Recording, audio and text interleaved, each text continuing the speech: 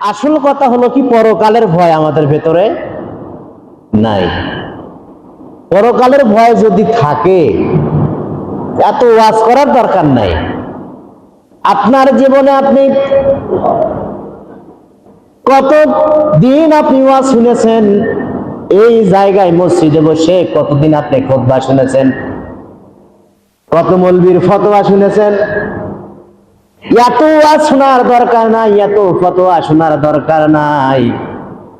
জীবনে যতগুলি ওয়াজ শুনেছি, প্রত্যেকটা ওয়াজ থেকে যদি একটা করে কথা আমল করতাম, আজকে আমরা জান্নাতি মানুষে পরিণত হয়ে যেতাম। একটা ওয়াজ থেকে শিক্ষা নিলাম, জীবনে কোনোদিন নামাজ ছাড়বো না। রাতের 9টার সময় ওয়াজে বসছি, হুজুর বয়ান করতেছে, শুনতেছি, রাত 2টা পর্যন্ত শুনলাম। এই 4-5 ঘন্টা বসে থেকে আমার লাভ কি? কি লাভ? খালি ঘুম কামাই। ওখান থেকে 4-5 ঘন্টা ঘুম লস করে আপনি ওয়াজ শুনলেন। একদিনকের ওয়াজ থেকে আপনি শিক্ষা নিলেন, জীবনে কোনো দিন নামাজ ছাড়ব না। আর একদিনকের ওয়াজ থেকে শিক্ষা নিলেন, কোনোদিন যাকাত ছাড়ব না। আরেক দিনকের ওয়াজ থেকে শিক্ষা নিলেন, রমজান মাসের সিয়ামগুলি কখনই ছেড়ে দেব না। আর একটা ওয়াজ থেকে শিক্ষা নিলেন, বিবি বাল বাচ্চাকে পর্দায় রাখবো। আর একটা ওয়াজ থেকে শিক্ষা নিলেন, আমি অমুকটা করব ইত্যাদি। জীবনে যদি আপনি 5-10টা ওয়াজ থেকে যদি আপনি শিক্ষা গ্রহণ করতেন, আজকে আপনি জান্নাতি মানুষে পরিণত হয়ে যেতে। কিন্তু শুনি বটে, শুনি, মানার অভ্যাস খুব কম। কারণ কি? কোন ভয়টা নাই? কোন পরকালের ভয়টা আমাদের নাই। অন্ধকার রাত, গভীর রাত, রাতের 3টা বাজে, সেই সময় দুনিয়ার কেউ জাগ্রত নাই, সেই সময় দুনিয়ার কেউ জেগে নাই। ইচ্ছা করলে অনেক খারাপ কাজ করতে পারে। রাতের 3টার সময় কেউ দেখে না, ওই ব্যক্তি খারাপ কাজে যায় না। একমাত্র কার ভয় সেই সময় করে? কার ভয়? আল্লাহ। সেই সময় কি পুলিশ আছে? রাতের 3টায় বিজিবি র্যাব আছে, আপনাকে পাহারা দিচ্ছে। কোন ফেরেশতা এসে আপনাকে থাপ্পড় মারবে? মারবে না। তারপরেও কেউ নাই, কেউ নাই। দেখবে কে? আল্লাহ। ভয় আছে কোথাকার? পরকাল। একমাত্র পরকালের ভয় যদি মানুষের থাকতো, আজকে মানুষকে বেনামাজি পাওয়া যেত না। আমি এসে মসজিদে বসে আছি, এই মসজিদ কত সুন্দর মসজিদ, দৃষ্টিনন্দন মসজিদ। আমি এসেই মসজিদের চারো কোণা আমি ঘুরে ঘুরে দেখছি। আজকে এইদিকে গেছি, ওইদিকে গেছি, ওইদিকে গেছি, চতুর্পাশ ঘুরে দেখছি।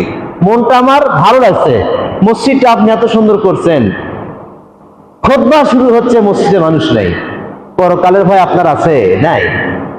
পরকালের ভয় আপনার ভেতরে নাই। যদি পরকালের ভয় থাকতো, আজকে আমি কথা বলবো মূলত পরকাল সম্পর্কে। পরকালের ভয় যদি থাকতো, মসজিদ আজান হওয়ার সঙ্গে সঙ্গে মসজিদে উপস্থিত হয়ে যেতেন। আপনার পরকালের ভয় নাই। আমার ভাইরা, আল্লাহ পাক কোরআনে কারিম 30 পারা কোরআনে কারিম নাজিল করেছেন। 30 পারার মধ্যে যত জায়গায় বলেছেন পরকালের কথা, যত জায়গায় বলেছেন মিজানের কথা, যত জায়গায় বলেছেন পুলসিরাতের কথা, যত জায়গায় বলেছে জান্নাত জাহান্নামের কথা, পরকাল কেন্দ্রিক কত কথা আল্লাহ পাক বলছেন। 30 পারা কোরআনের পরকাল সম্পর্কে আয়াতগুলি যদি এক জায়গায় করা যায়, 1/3 10 পারার সমান হয়ে যাবে। 30 পারা কোরআনের 10 পারার সমান হবে শুধু পরকালের কথা, পরকাল কেন্দ্রিক কথা। তার মানে আল্লাহ পাক ভালোই জানেন, উনি মহাজ্ঞানী, উনি তো জানেন এই কথা। মানুষকে পরকালের ভয় না দেখালে মানুষ ভালো হবে না। পরকালের ভয় যার ভেতর যত বেশি, সে তত পরহেজগার বেশি। আজকে মসজিদে আসার পরে একটা মুরব্বী সুন্নত নামাজ করে হাত তুলেছে, নাম বলবো না আমি। আজকে দেখলাম আল্লাহর দরবারে সুন্নত পরে হাত তুলেছে, কাঁদতেছে, চোখ দিয়ে পানি পড়তেছে। চিন্তা করলাম আল্লাহর ভয়টা তাকে কিভাবে লেগেছে। প্রথমে মসজিদে এসেই তাকে পেয়েছি আমি, আধা ঘন্টা পৌনে 1 ঘন্টা আগে মসজিদে যাচ্ছে। তার ভয় আর আমার ভয় কিন্তু এক হলো না। আমার ভাইরা, পরকাল কেন্দ্রিক কথা, পরকালকে মানুষের চিন্তাও করে না, পরকালের চিন্তা চেতনা ভেতরে নিয়ে আসে না, অথচ আমরা পরকালের সন্নিকটে চলে গিয়েছি। পরকালের কাছে আমরা গেছি কিনা? বাড়িতে যাবেন, গ্লাসের সামনে দাঁড়াইবেন, নিজের চেহারাকে দেখবেন, দেখবেন মাথার চুল পেকে গেছে, দাড়ি পেকে গেছে, মুখের চামড়াগুলি ঝুলে ঝুলে গেছে, ঝোলা হয়ে গেছে, চামড়াগুলি ঢিল হয়ে গেছে। আগেকার সেই সুন্দর চেহারা এখন আর নাই। মানে আপনি কোথায় যাচ্ছেন? কোথায়? পরকালের কাছে প্রায় গেছেন। বয়সটা কত? 50। আর কয়দিন বাঁচবেন? বয়সটা কত? 30। আর কয়দিন আছেন? সকালেতে ওঠের বেলা, সন্ধ্যার সময় ডুবে যায়। সকালেতে ওঠের বেলা, সন্ধ্যার সময় ডুবে যায়। সবাই বলে বয়স বাড়ে, আসলে বয়স কমে যায়। বয়স বাড়ে, বয়স কমে। আমার বয়স কয়দিন? দুনিয়াতে আমি কতদিন বেঁচে থাকবো আল্লাহ পাক নির্ধারণ করে দিয়েছেন।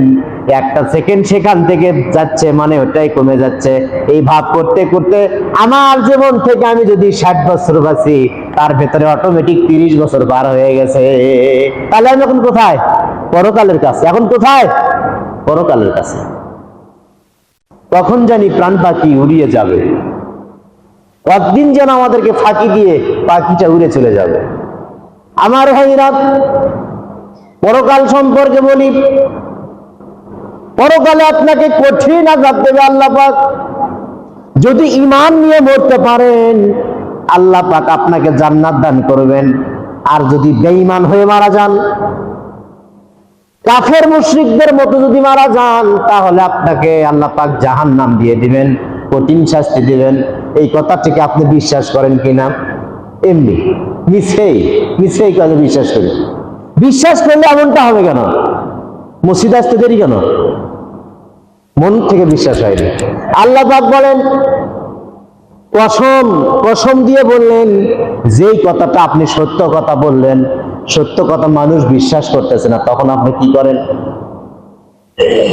আপনি একটা সত্য কথা মানুষকে বলতেছেন, সে বিশ্বাস করতেছে না, আপনি কি বলবেন? আল্লাহর কসম, কথাটা সত্য। তখন আপনি বিশ্বাস করতে বাধ্য হবেন।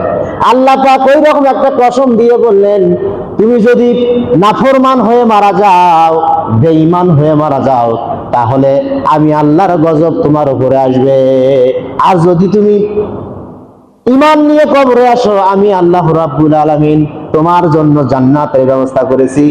এই কথা আল্লাহ পাক বারংবার কসম দিয়ে বললেন। আল্লাহ পাক বলেন, শপথ তুর পর্বতের, শপথ তুর পর্বতের। পর্বত চেনেন? নেপালে হিমালয় পর্বত। চট্টগ্রাম গেলাম আমি, চট্টগ্রামের বিশাল বিশাল পাহাড়, কতগুলি পাহাড়ে উঠতে নিঃশ্বাস বন্ধ হয়ে ওঠে। সিলেটের লালমাই পাহাড় দেখলাম। প্রত্যেকটা দেশে দেশে পাহাড় আছে, পর্বত আছে। এগুলোর কাজ কি? এগুলোর কাজ হলো, পৃথিবীটা কোথায় ভাসতেছে? পানির ওপর ভাসতেছে, এটা জানেন না? পৃথিবীটা ভাসতেছে পানির ওপর। আপনি এখানে 20 ফুট 30 ফুট ঘোরেন, নিচে যান, পানি বের হয়। পৃথিবীটা পানির ওপর ভাসতেছে।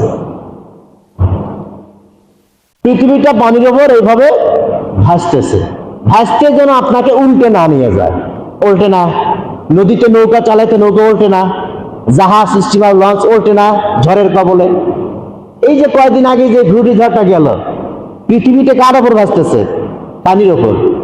ঘূর্ণিঝড়ে যদি আপনার পৃথিবীটা এভাবে উল্টে দিতেন, আপনি কোথায় যেতেন? পৃথিবীর নিচে যেতেন, বাঁচতেন। পৃথিবী পানির ওপর নড়াচড়া করতেছে। এই পৃথিবী যাতে উল্টে না যায়, এই জন্য আল্লাহ পাক